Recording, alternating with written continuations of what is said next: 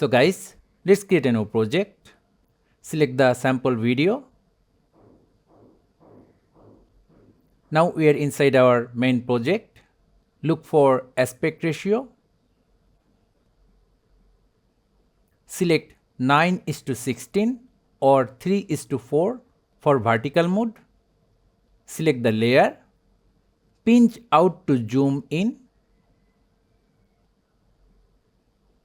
Now we are at the starting point of our project.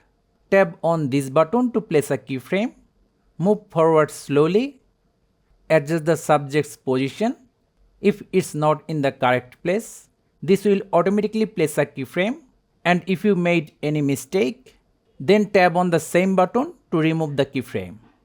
Also, if there is no movement for long time, then place a fake keyframe to keep the transition smooth. And we are done.